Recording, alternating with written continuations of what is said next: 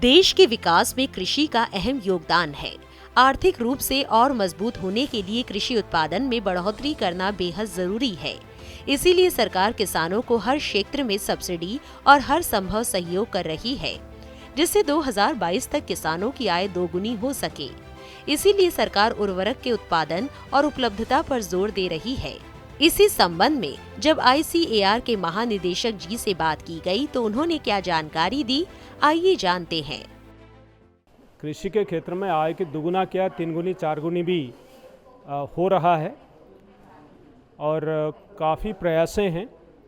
आप जानते हैं कि अभी जो एग्रीकल्चर इंफ्रास्ट्रक्चर फंड भारत सरकार के तरफ से 1 लाख करोड़ का जारी किया गया है और इसके साथ साथ एनिमल हस्बेंड्री इंफ्रास्ट्रक्चर फंड है, फिशरी एक्वाकल्चर इंफ्रास्ट्रक्चर फंड है और इसके साथ साथ फूड प्रोसेसिंग के लिए भी प्रावधान अलग से किया गया है।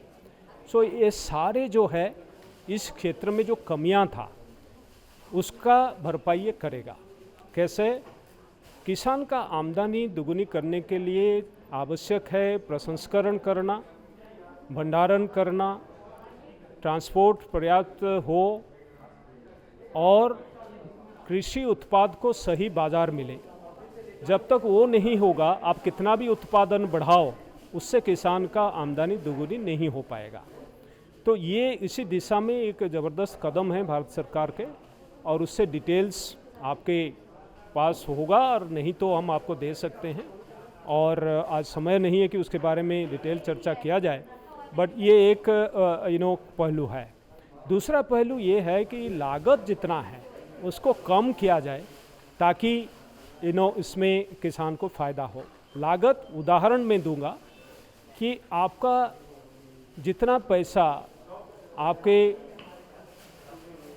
यांत्रिकीकरण, यंत्र यूज करने में, इम्प्लीमेंट यूज करने में, मशीन यूज करने में लगता है, अगर आप कंजर्वेशन एग्रीकल्चर के ओर जाएंगे तो आपके मशीनें यूज कम हो जाएगा, पेट्रोल डीजल ही खर्चा कम होंगे, उत्पादन में कोई कमी नहीं होगा, लागत कम होगा। इसी तरह का आपके जो फर्टिलाइज़र यूज हो रही है, जो लागत है, पेस्टिसाइड यूज हो रही है, जो लागत है, उसका अगर जो आवश्यकता के हिसाब से करेंगे, जितना आवश्यक है उतना ही व्यवहार करेंगे, समय पर करेंगे, तो उससे क्या होगा कि आपका लागत कम होगा और उससे लाभ ज़्यादा मिलेगा। हमारी कृषि में उर्वरक का एक अहम मुद्दा है। इस तरह से देखा जाए तो आने वाले समय में खेती में आने वाली लागत में तो कमी होगी ही, साथ ही उत्पादन में बढ़ोतरी हो सकेगी, जिससे किसानों की आय दोगुनी होने के सपने को सच किया जा सकेगा।